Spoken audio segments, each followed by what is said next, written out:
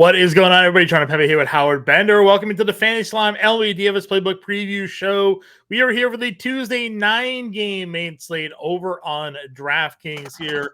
Howard, we are currently watching the Monday slate go through. The top rostered projected starting pitcher of the night was Sean Manaea. And as we are recording, he has a perfect game going through 5 innings. So those of you who paid attention to the show and heard us mention that he was going to be the chalk, at least for now, that was the right decision, having him in your lineups this evening, because it's going to be pretty difficult to beat if he continues to pitch at the rate he is against the Detroit Tigers. On the flip side, Olsen is also shutting down the Mets, so he might not even get a win out of that outing here. Howard, how you doing, man? I'm doing well, and to the point that you were making, you and I did the preview show for the Monday night slate, just like we're doing the preview show here right now. For the Tuesday slate, we talked about the fact that on a slate where there's just such crappy pitching, that maybe you just take the chalk and just see where you're going there. And then we discussed it, Henry and I on the live stream as well, saying that Sean Manaea was going to be he was listed as of 4 p.m. Eastern on Monday. Sean Manaea was the projected as the highest owned guy. So we were both like, yeah, you could go with him if you want. We ended up paying up a little bit, but we'll see what happens there. This slate here, the Tuesday slate, and thank you everybody for tuning in. Please make sure that you hit like and subscribe here at the Fantasy Alarm YouTube page. Like you said, there's a lot better pitching on the slate, to jump in with here. But before we actually dive into the pitchers who we want to use, you did say that there's going to be some weather problems. Yeah, listen, I live on the East Coast. I know we're going to have some weather systems here over the next couple of days, but it's also hitting up in the Midwest. So for this slate specifically, we're looking at some of those East Coast games. New York Mets are at home. They're facing Detroit. If you're looking at DraftKings, you see sort of the weather symbols that they have on their slate. That game has sort of the rain symbol. And then we have 2 games in Chicago. The White Sox are home against Atlanta. The Cubs are home against Colorado. Both of those games could potentially be impacted by weather here. So, as we always say, this is the preview show. A lot can change by the time 7 o'clock rolls around the next day. So make sure you're paying attention to the weather. Check out the weather center that we have at Fantasy Alarm. Tune in to the 4 p.m. live show. Myself and Howard will be live again at 4 p.m. Eastern for that one. So we'll certainly have any necessary weather updates for you all here. But those are the 3 games that could potentially be impacted by weather here. And, we've already seen a couple of games be delayed, late starts. We had the Braves game called early, this one on the Monday slate. Now, that was an afternoon game. It wasn't on the main slate, but, we've seen weather obviously come through already, and that's a big part of the MLB season. So certainly be on the lookout for that, and we'll make sure we have all the information for you both in the playbook and leading up into roster lock in the Discord for everybody there. Now the big news, obviously, with these games, just so that you guys know, as far as like players who maybe we were looking at, obviously the Atlanta Braves taking on the Chicago White Sox. If that doesn't play, that's going to dynamically change what we do here on offense. I also kind of liked Reynaldo Lopez as a potential pay down, against his former team, just because the White Sox, they're so bad.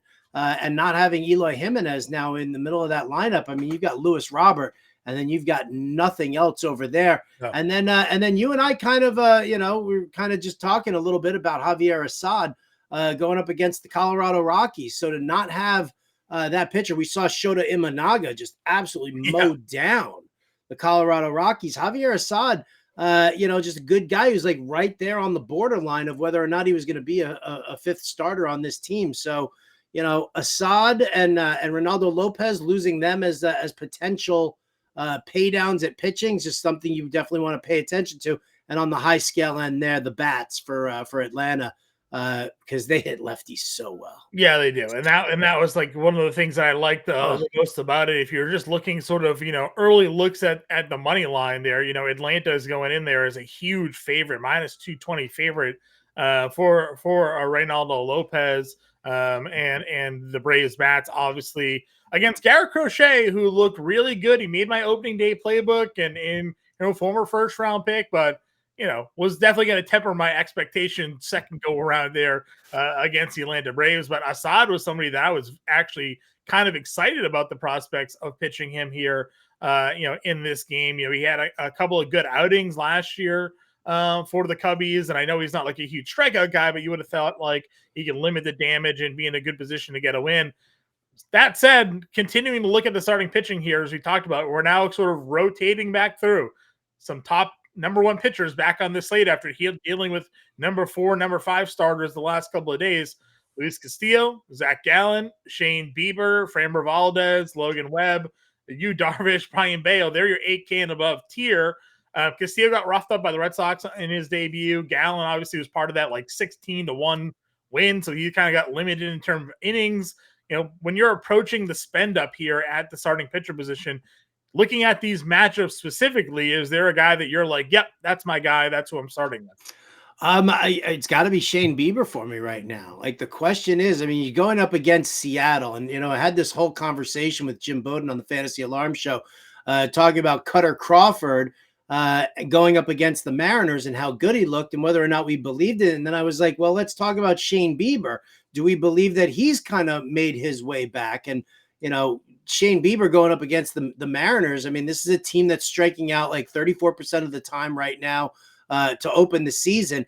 Going back to the beginning of last season, the Mariners are second most strikeouts against right-handed pitching. Yeah. So, Bieber, when he's got that deception there with the fastball and the changeup, and it's very difficult for the hitters to pick up, and then he mixes in some breaking stuff there as well. That could be, to me, that's the way I want to go. I'd like Castillo. I like Zach Gallen. I won't use Gallen against the Yankees.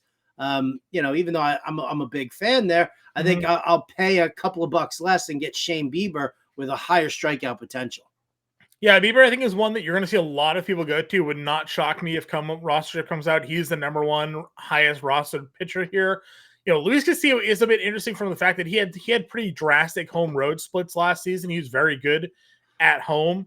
So he had that home start against Boston. He got knocked around a little bit. The Cleveland lineup, not very good. Boston's lineup, obviously, doesn't look great either, but they have a little bit more power and a little bit more upside than what Cleveland is going to throw out there. The one thing that works maybe against Castillo is Cleveland did not strike out a lot at all last year at all. They were one of the bottom 5 teams in strikeout rate.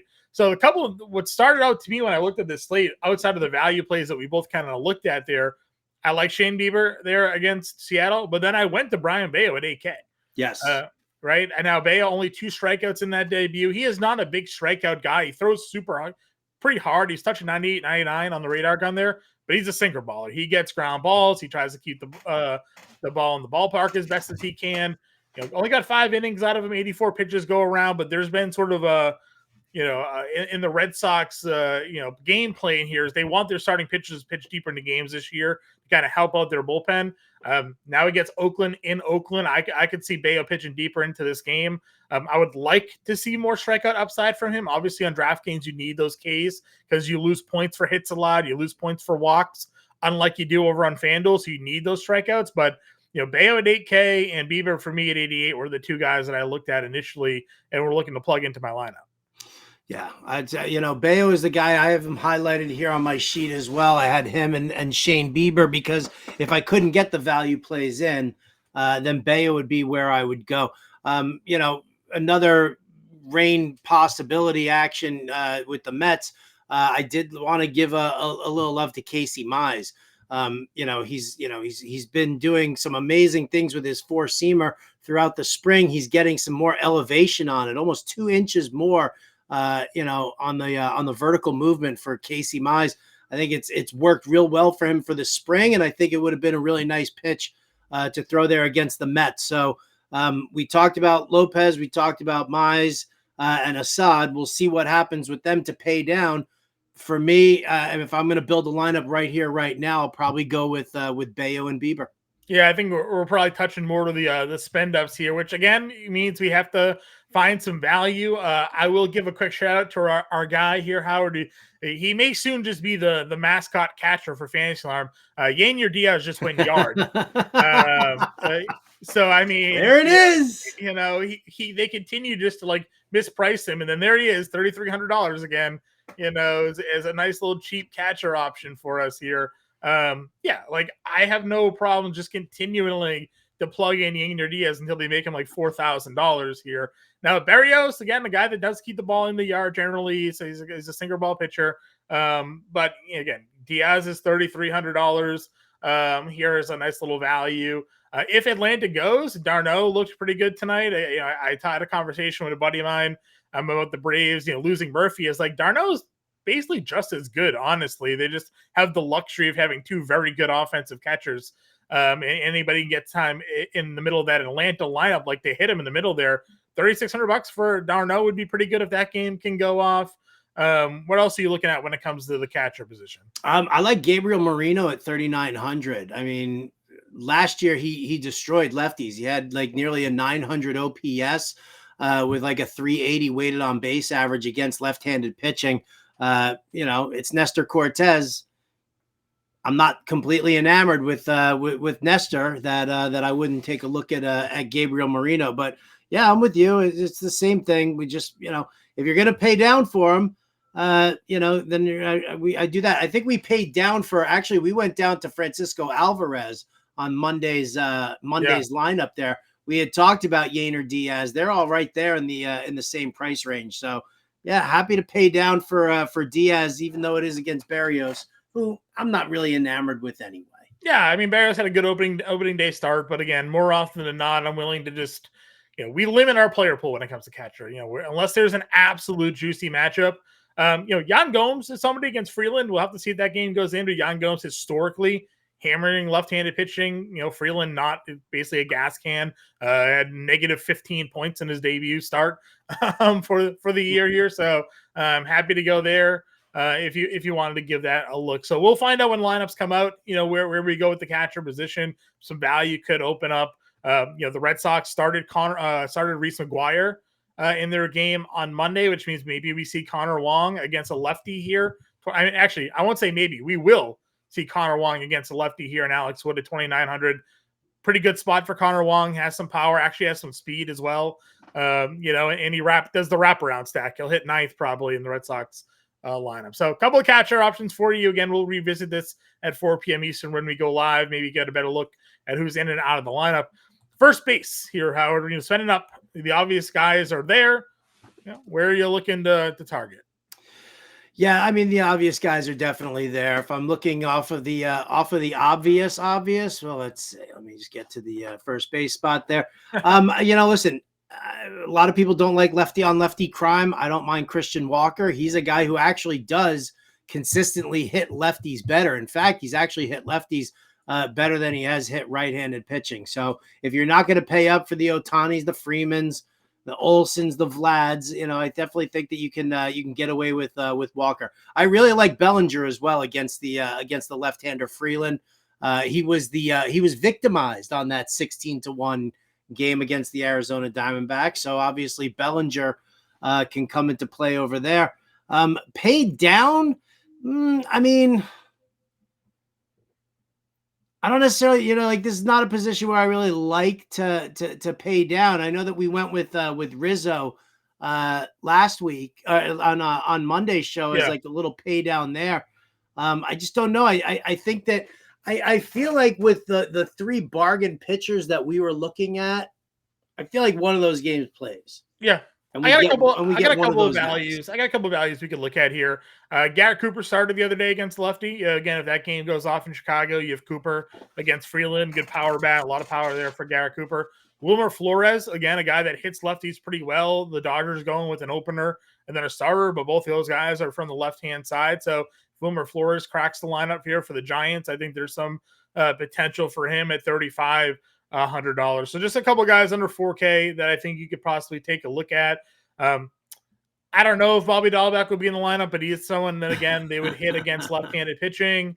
2,800. If Casas needs a night off or something like that, you could see Bobby D hit their lineup. But that's probably about it for me. I do like the Christian Walker call. Again, as a power righty, hitting Cortez there, a southpaw, a lot of power potential for him in that matchup for sure there. Second base, Mookie Betts is there, 6,400. But you do have Atlanta versus lefty. So this game goes off. Ozzie Albies the other day wasted no time homering against a left-handed pitcher. We know what his numbers are. Ridiculous ISO, ridiculous slugging percentage in his career against left-handed pitching. So, Albies certainly in a really great spot. Ketel Marte, another guy that hits lefties really well, gets Nestor. Feeling like maybe Arizona stack could be a popular play here on this slate for sure. So some pretty obvious, I think, top end guys. Where are you going when it comes to the mid tier? Any obvious pulls for you? You know what? I kind of like Christopher Morel. I think, if that game plays right, then, Morel has good numbers against left-handed pitching. The only thing, the only thing that you lose out of Morel is he. So is he second base eligible? He's third base eligible. What was I looking at here? Why do I have him here at second base eligible? Well, that's annoying. We'll have to fix that over on Fantasy Alarm, huh? Yeah, well, so some sites he has dual positional eligibility. So yeah. But I was looking at on the DraftKings slate, okay, and there he is. But all right, second base here. Who else do we like? I mean, listen, I like Xander Bogaerts going up against Miles Michaelis. I think that's a perfectly fine play. Who else do I like? I'm starting to scroll down now. Yeah, I could give some love to Ha-Seong Kim there. Because it's a righty on the mound means there's increased stolen base upside for him there. All of his power obviously comes against lefties, but it's harder to steal against a lefty when they're on the mound. When a righty is on the mound, there's opportunity for stolen base potential for him there. So I think that's something to potentially look at. You have Gavin Lux. I know it's against Logan Webb, but he's 3,100. He's pretty cheap. Keith here. I was just gonna, that's the name I was looking at right there. I was just gonna say Keith against the right-hander. If that game goes against Adrian Hauser, it means $3,000. At some point, Colt Keith gets going this season. Agreed. Right? Yep, I agree with you. I think that's a pretty interesting value play. The Mets started Joey Wendell today. I get it. I understand, but if he played for McNeil. $2,800. Listen, Wendell at times in his career has been a serviceable punt option. So again, we'll know where the value comes when the lineups come out officially here. But there's definitely some interesting mid-tier plays. If you're not a Yu Darvish guy here, we know the power that Nolan Gorman brings to the table at $4,100. So could certainly maybe give him a peek as well. Moving to third base, I do like the Christopher Morel call. Hey. Had the Little League home run today. If you saw the highlight, hit a ball to right field or left field, rather. The outfielder just ran completely by it, went all the way to the wall, and he got the inside the park home run there. I think it ended up being like a double and an error, though, or however they scored it. But for perfectly fine going Morel. Eugenio Suarez, again, we're saying a lot of Arizona Diamondbacks here against Nestor Cortez, but Suarez has hit lefties really well over his career, so there's that. Chapman again against Viesa, and I think it's Yarbrough are the two guys that are going to be pitching for the Dodgers in this one. Again, a guy that hits lefties, pretty well there. So certainly some mid-tier plays here. Yeah, definitely some mid-tier plays. That was the name that I was looking at right off the bat was Matt Chapman. I just feel like it's a good enough spend down right there at 4,200. And he seems to be playing with a little bit of a chip on his shoulder, right? That teams have kind of given up on him a little bit. The batting average issues with him. The dude's hitting for power, and like you said, he's going up against a lefty. So I definitely dig on that.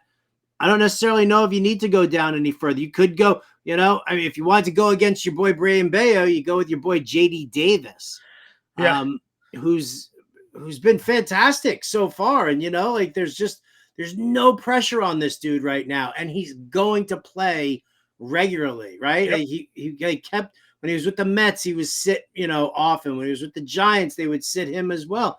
But I think that when you're sitting here with the A's, they have no other options. I think JD Davis at 3,700 makes sense. No arguments here. I actually picked them up in FSGA because I lost Royce Lewis and I needed a third baseman. So happy to get that one in there.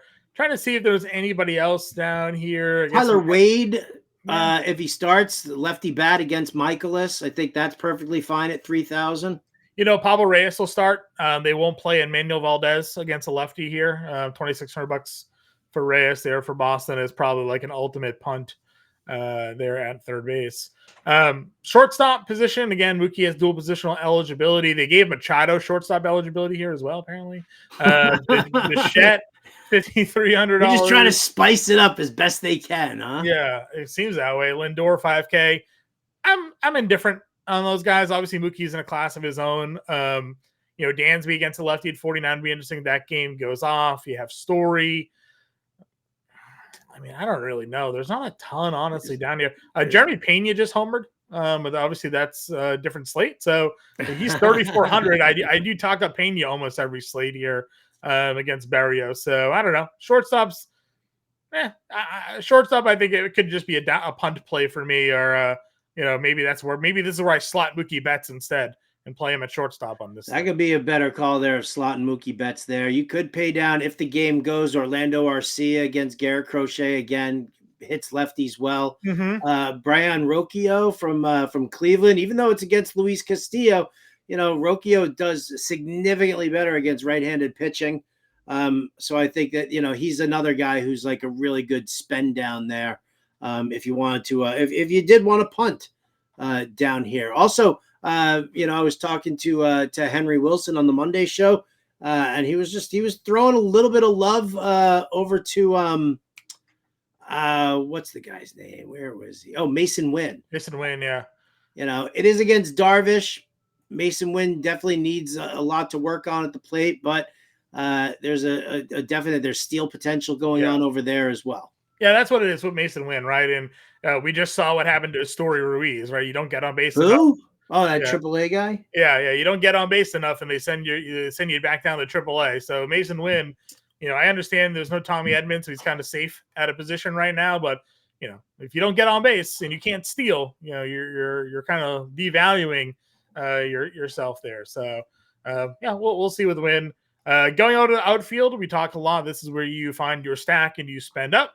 You have Ronald Acuna against Crochet. If that game goes off, would certainly be a top play for many. Soto's been on fire. Gallen here.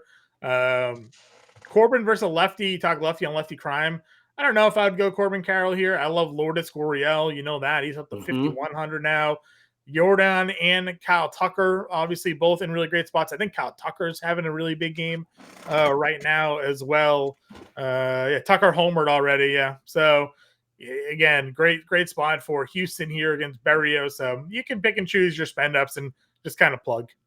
Jorge Soler going up against the lefty as well. Mm-hmm. So that's another solid outfield play.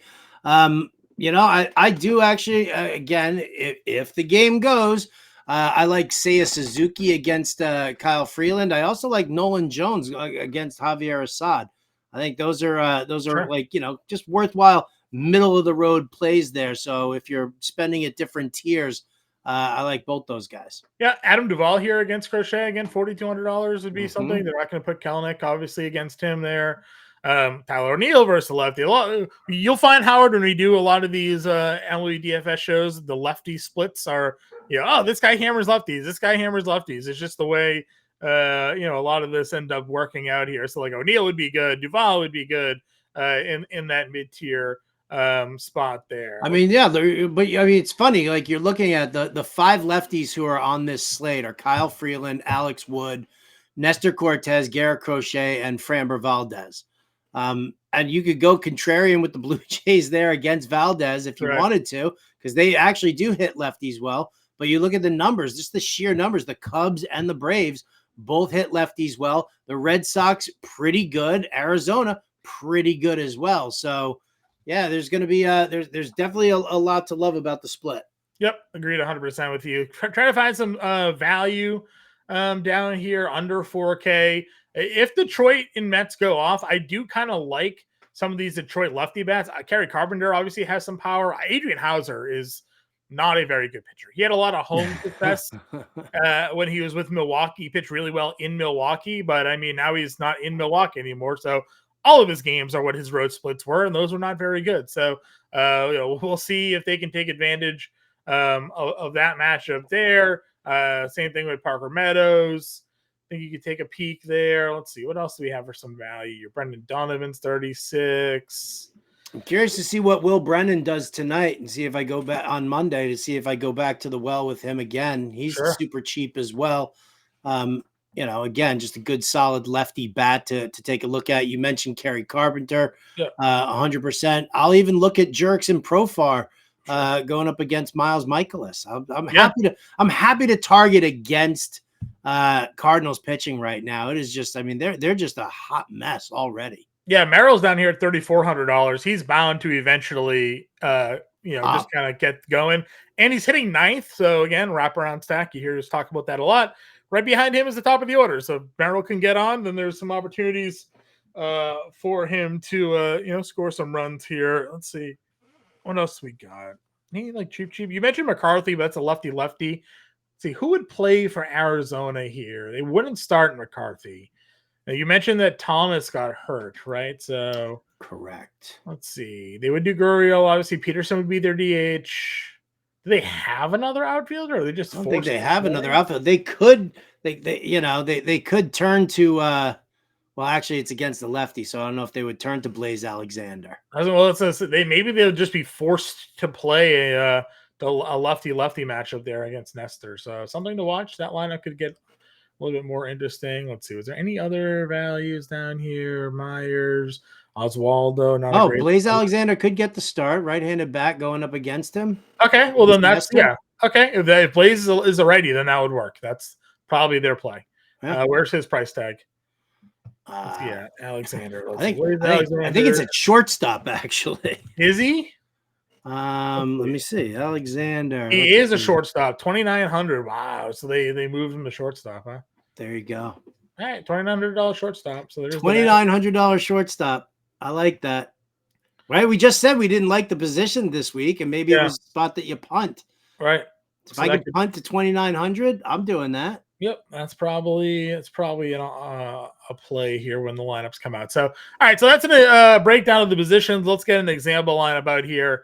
I think we kind of both agreed we were going Bieber and Bayo, unless you want to just like play the weather gods here and see what it looks like flowing in one of these value. Not yet. Let's assume here, and I know you don't like to assume, but let's assume that the rain's going to come down, and we don't want to chance it at least with our pitching. Sure. Okay, that's fine. I'm going to go with Connor Wong for now. If you have money, we can move up to Yander Diaz, but Connor Wong at 2,900 just makes sense for some value plays. Mm-hmm. We wanted Mookie. I guess if we were going to go Blaze Alexander at short, then we have to go Mookie at second. Or did you want to go Mookie at short and do Gavin Lux or Colt Keith here? I mean, listen, I'm perfectly fine doing that. Like we did it on Monday. Gavin Lux, Mookie Betts. Mm-hmm. It gives you the 9-1 there on that little that mini stack. Gavin Lux isn't great. And Logan Webb is actually a pretty good pitcher, so there's probably yeah. Let's not do that then. Okay, let's go Betts and let's go. What did you just say? Need Mookie? Holy cow! Yeah, Mookie. Yeah, I'm kidding.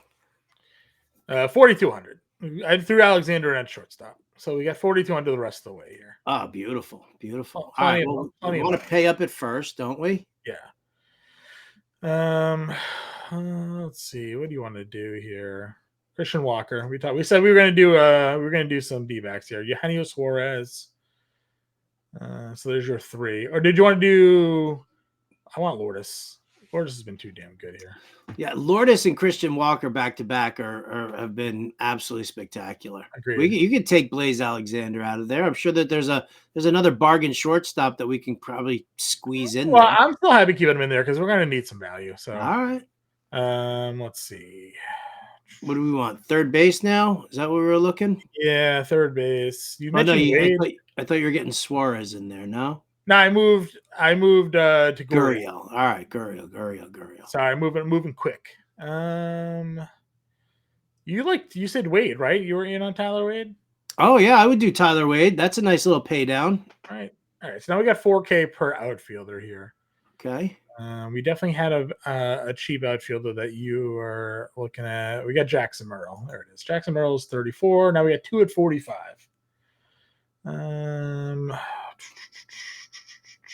Where's Soler? How much is he? 46. Boom. We need $100. Let's move off of. Let's see. We go down off Merrill. 33. Let's see. Dubon, Colas, Oswaldo, Jake Myers. Put Merrill back in. Let's downgrade from Soler. I don't want to take too big of a shot there. All right, 4,500. Riley Green, Hauser. Oh, there you go. Riley Green against Hauser. There you go. So example lineup for everybody. Again, if the weather comes through for us by 4 p.m., we'll have some value pitching we can go to here instead to save a little cash. But we got Bieber, Bayo, Connor Wong, Christian Walker, Mookie Betts, Tyler Wade, Blaze Alexander, Lourdes Gurriel, Jackson Merrill, Riley Green for an early look at this 9-game main slate. Again, if you haven't already, hit the subscribe button on the channel. I don't know what you're waiting for. Hit the like button as well. It is a free way to support what we got going on here at Fantasy Alarm. Helps us out a lot with that YouTube algorithm. And if you haven't already become a member of the Fantasy Alarm family, check out the QR code right there or go to fantasyalarm.com/win. When you use promo code Let's Win, you get 20% off your first month of our All-Pro subscription package there. That gives you access not only to the MLB DFS content, but all content that we have on site, NBA, NHL, MMA, PGA, NASCAR, you name it, we cover it here. You also get access to our lineup generator, our tools, our rostership projections, and our premium Discord where you can talk to Howard, you can talk to me. You get Howard's best bets as well. All betting content that is part of the All-Pro package. So plenty of reasons to sign up. Right now, we're giving you 20% off that to do so over at fantasyalarm.com/win with promo code Let's Win. Howard and I will be back at 4 p.m. Eastern, everybody. Till then, we'll catch you later.